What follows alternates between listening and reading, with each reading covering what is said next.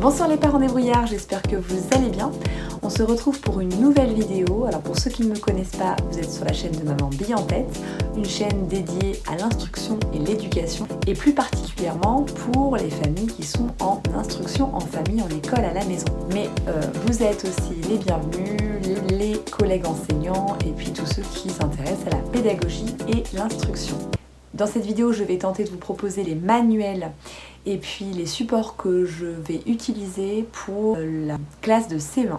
Je ne prétends pas avoir les meilleures méthodes et les meilleurs outils pédagogiques, ça je le dis à chaque fois, mais c'est ce qui me correspond. Bien sûr, je vais aussi vous partager mon emploi du temps et si je peux aussi, comment je m'organise avec un cahier de texte. Je vous laisse suivre ma présentation. Merci beaucoup. En français, nous avons opté pour la méthode Françoise Picot avec mon année de français en CE1. Voici le fichier élève 1, il y en a 2. Voilà comment il se présente. Donc vous avez au départ des explications, donc tout est clé en main avec comment l'utiliser, les couleurs par matière. Vous avez donc là toute la programmation de la période 1 à 3 avec l'autre fichier, ce sera le reste. La grammaire en vert, le vocabulaire en orange, donc toujours très bien organisé et structuré. Et puis vous avez à chaque fois des petits sigles qui vous expliquent si c'est de l'oral, s'il faut se reporter à son cahier. Vous avez donc le cahier des collectes et puis le cahier de leçons, nous qu'on ajoute en plus. Voilà, donc à chaque fois vous avez quand même des textes qui sont intéressants, la littérature de jeunesse. Vous avez la lecture qui est travaillée, le vocabulaire, la grammaire, la dictée. Dans la grammaire, il y a bien la conjugaison, hein, attention, parce qu'on peut se demander pourquoi il n'y a pas la colonne conjugaison, mais la conjugaison est bien inclus dans la grammaire. Donc ce fichier est vraiment très bien fait, ça on a hâte de l'utiliser. Et puis nous allons utiliser le deuxième fichier pour le reste de la période. Nous avons aussi opté pour le fichier à photocopier, je vous avoue qu'on ne l'a pas encore reçu. Le fichier à photocopier avec apparemment plusieurs documents qui vont venir soit appuyer ou développer certaines notions qu'on aura pu travailler et puis surtout pour pouvoir approfondir certaines notions.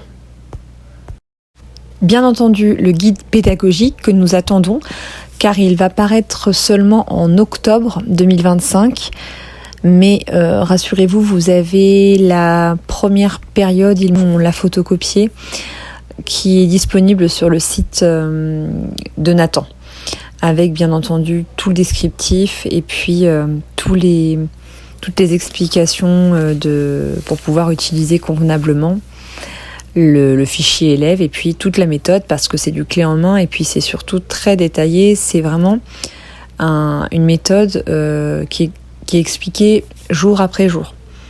Donc le voici, moi je l'ai imprimé, on peut bien entendu le trouver d'abord sur internet une fois qu'on a acheté la méthode. Vous avez donc là à chaque fois, vous avez vu les séances, la leçon, le temps qu'on va passer sur telle ou telle notion, les textes étudiés. Voilà, une description en tout cas bien complète, très claire, jour après jour.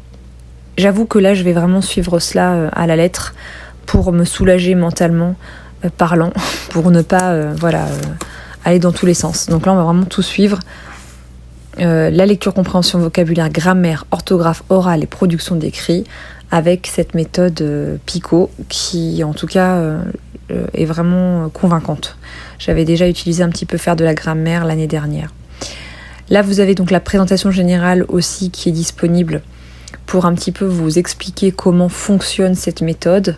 Je l'ai lu, c'est aussi nécessaire pour pouvoir bien se familiariser avec la méthode.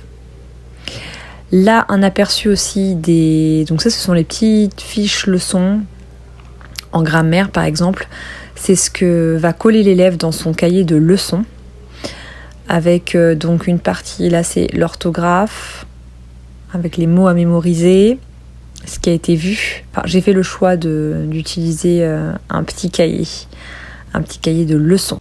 Pour la grammaire en complément, on utilise encore le cahier Montessori.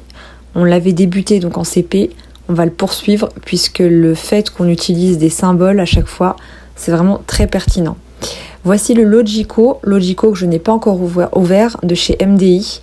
Donc certains disent que c'est pour des enfants en difficulté, mais le côté ludique, pratique et surtout de manipulation peut être intéressant pour nous en école à la maison. La dictée, on a déjà la dictée chez Françoise Picot, mais j'ai racheté encore une fois un jour une dictée et vous voyez bien que Françoise Picot aussi a collaboré pour cette édition-là. Donc voilà, tout est bien détaillé et expliqué. Vous avez aussi le cahier, le guide du maître que l'on peut aussi suivre. Après, c'est assez intuitif, tout est expliqué, détaillé, donc pour la maison, ça ne pose aucun problème.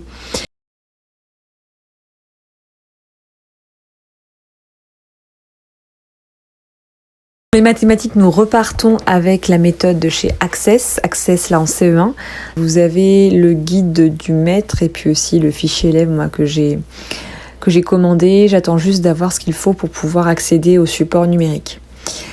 On a repris aussi le cahier Réussir en mathématiques avec la méthode Singapour. Ça, ce sera du plus et du complément. En géométrie, on a pris pas de problème avec la géométrie, un petit livret que j'ai trouvé dans un petit magasin. Bon, il faut savoir que chez Access, c'est déjà tout complet. Donc là, ça va être du plus. Et chaque jour compte, c'est quelque chose que j'avais utilisé l'année dernière parce que je trouve que certaines notions ne sont pas abordées chez Access.